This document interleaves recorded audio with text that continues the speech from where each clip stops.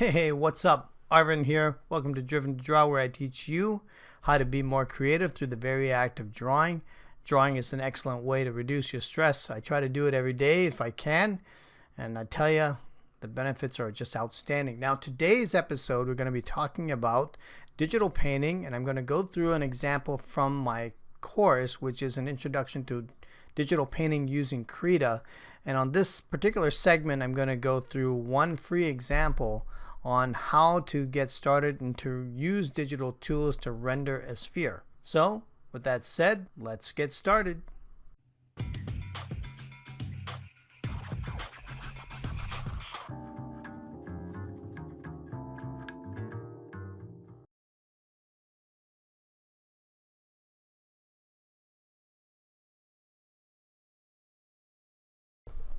All right, welcome back. All right, we're going to expand on what we were learning from the previous lesson, which is just getting in there and trying to address your motor skills. If you got one of these Wacom tablets here, that's going to be probably the most trickiest thing that you need to really focus on. It's just not to do a lot of painting per se, but just really learn how to understand the tools. Now, once you've done that, if you've already went ahead and gone through the exercises of just getting some practice in to sort of upgrade your motor skills or to enhance your motor skills, then we're going to go on to the next section, which is really just trying to take a very basic shape, a primitive shape, and just to bring some volume to it. So what we're going to do is to just take a ball, a red ball, and we're going to now try to render that just by understanding the different shifts in the value and the tones, and then adding a nice little highlight here in the end. So we're going to begin that. I've got an image here, just a red ball that we're going to use, and I'm going to take this, and to move objects, this is now on a separate layer here on Krita that you can see.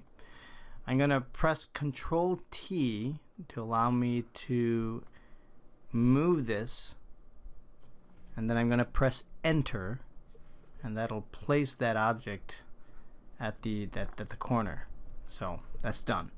You can actually go in and click on this thing, and it'll start to activate that layer, and for you to be able to move it. You can rotate, do all this other stuff. We don't want to do that, of course. Press Enter, and I'm going to go to my brush tool here, and I'm going to start to look at what brush presets I'm going to start off with. And I'm going to start with, so I'm going to select the second brush from the second row here, and then we're going to start to paint. So from the last exercise, if you remember, I was telling you about circles, drawing circles and such, so you can get a good idea how to do that or get some exercise. Now this is where it gets a little bit challenging, is to really observe, and what I mean by observing is to try to understand what is the base color that we're looking at. So we want to get the correct red color or something close to this, so you can see that, you know, this is, if I draw right on top of it, it's too dark. So a lot of this is just training your eye, so we need to decrease the value here. Let's try that. So we go on top of it. Again, too dark. And I say Control Z allows you to undo. So if you go through this exercise, is that close? It's pretty close. Yeah, that's pretty close. So let's start with that. Okay? So there's a couple ways you can start this. Now, if you're beginning and you don't really have the motor skills yet, well, what I start off with, I've got a smaller diameter here, and I'm just going to increase the diameter so I can get a ball here.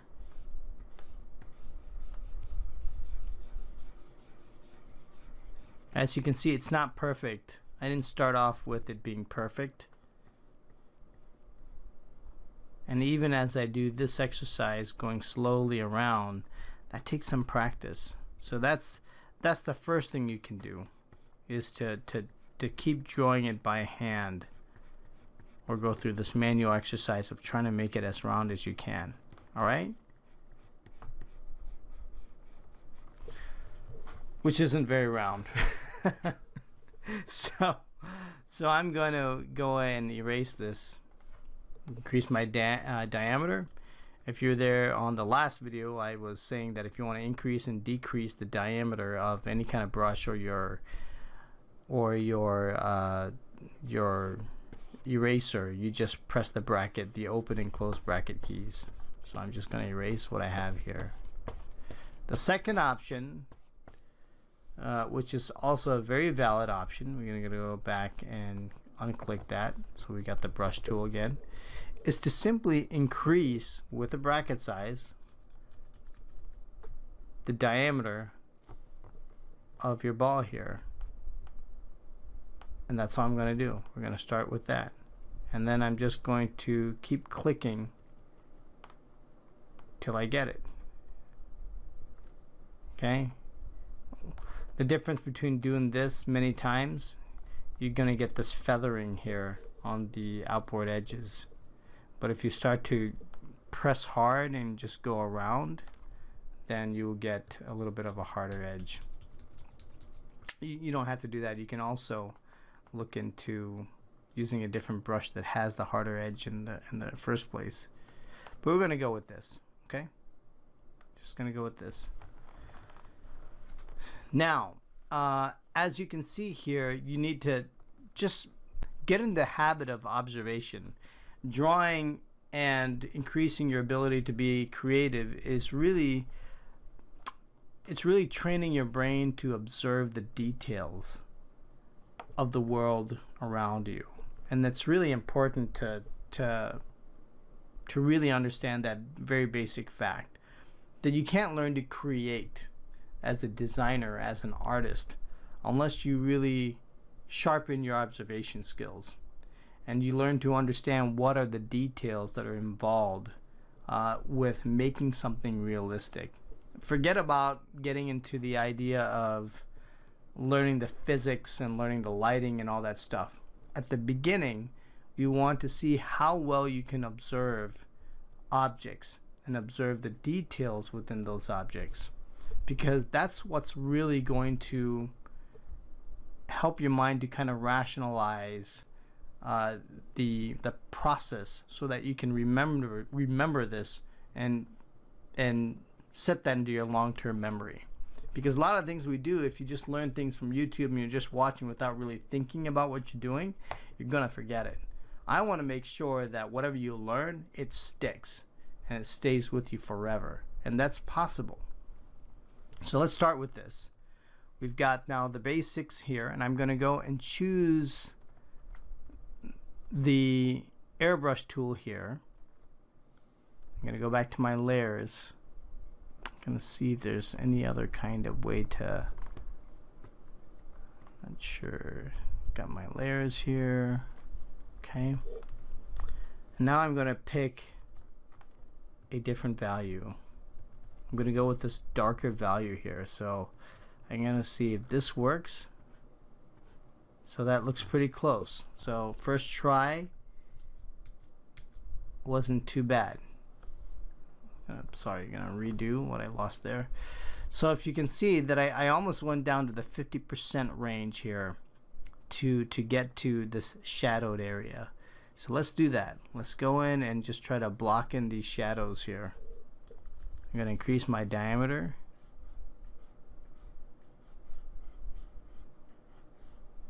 And as you can see, it sort of just tapers off in this particular area, right?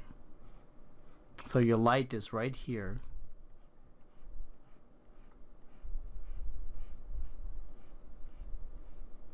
I'm going to take this all the way around.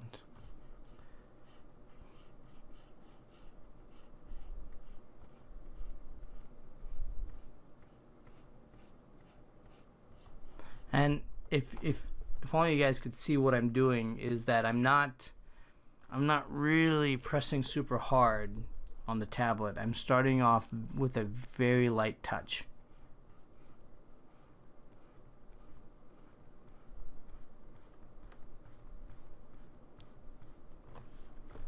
gonna go back to my brush presets here. Okay. Try this one again. Okay.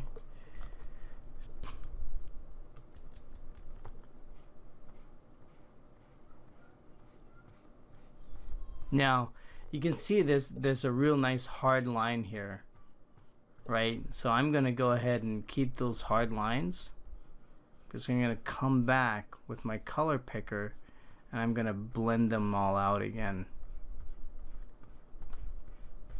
Because I don't want this so well defined. Look at the difference between these two. I don't want them so well defined. These are the questions you should be asking yourself as you're going through this exercise. Is that okay? Constantly reevaluating, what am I doing here? You know, does this look right? Why doesn't it look right? So I'm going to go back and if I use the control button, it allows me to pick the color, and bam, it goes back to what this base color is. So I'm going to come back and I'm going to start to go over this so I can dial this back a little bit and smooth it out. You can see right here, this is, you know, you only have a little bit of exposure. Just gonna take this back, bring this back down here.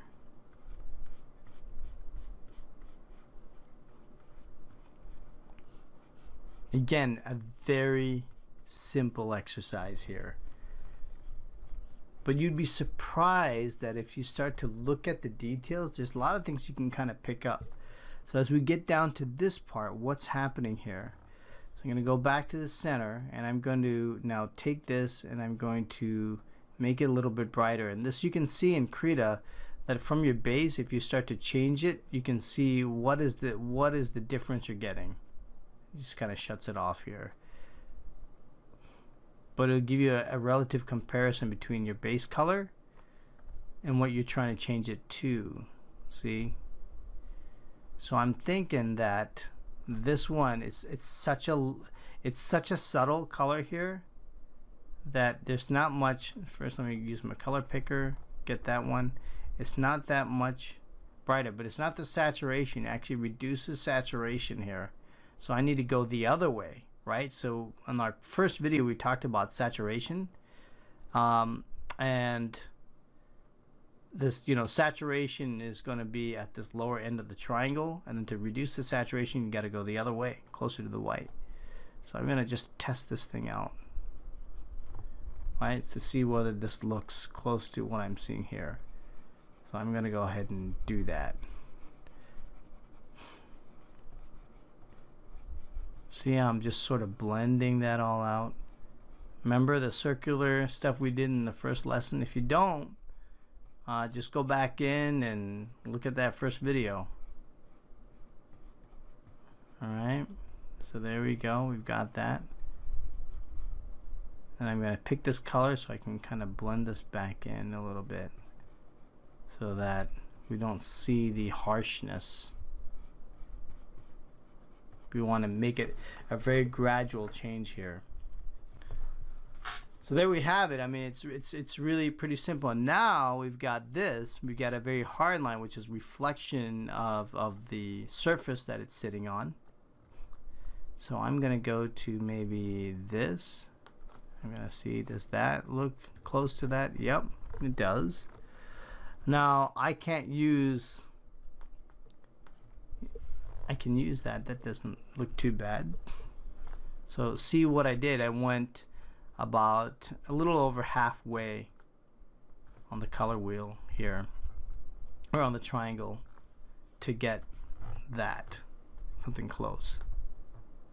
Again, as you practice this, you'll get a more trained eye.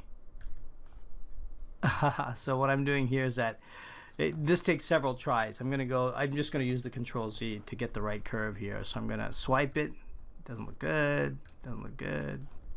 Till I get the right one that I like. Ugh. Yeah, I got to go slower. Okay. So that kind of helps. That's not too bad. You know what? I'll zoom into this. And zoom doesn't seem to be working here, so we do this.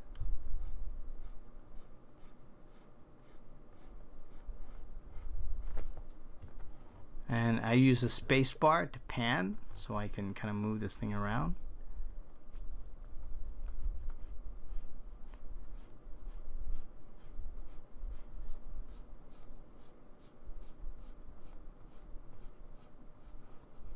There we go. I'm going to go around, not the most round shape here.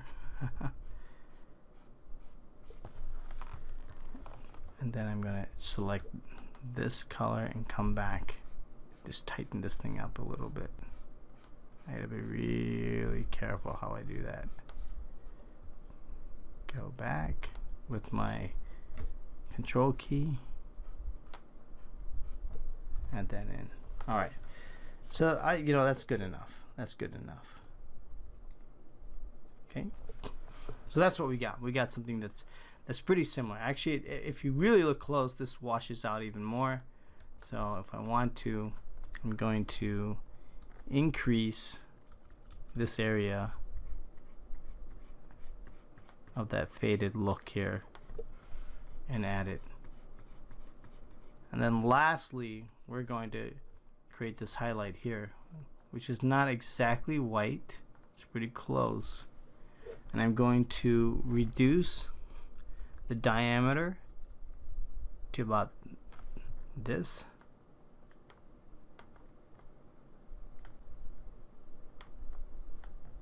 And then I'm just going to feather this out here, because you can just see this little area that's sort of feathered out. Might be a little bit too much. So I'm just gonna Control Z. Control Z allows me to dial that back.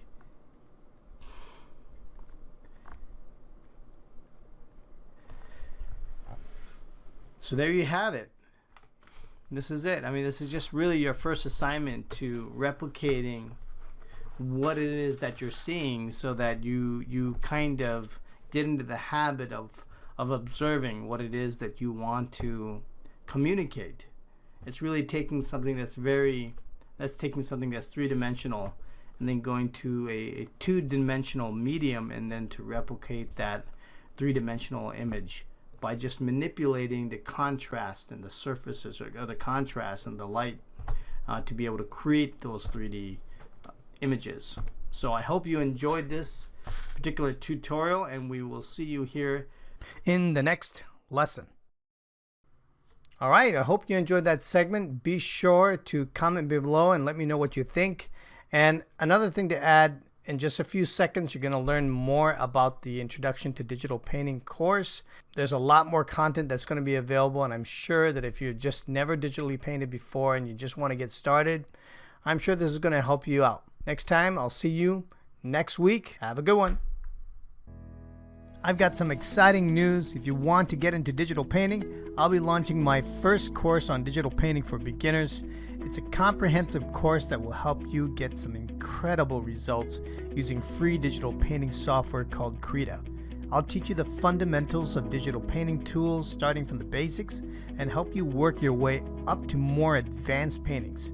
It would be an honor to have you join, and it will help support this channel so I can continue to inspire you and help you improve your artistic abilities. So together, let's make some art.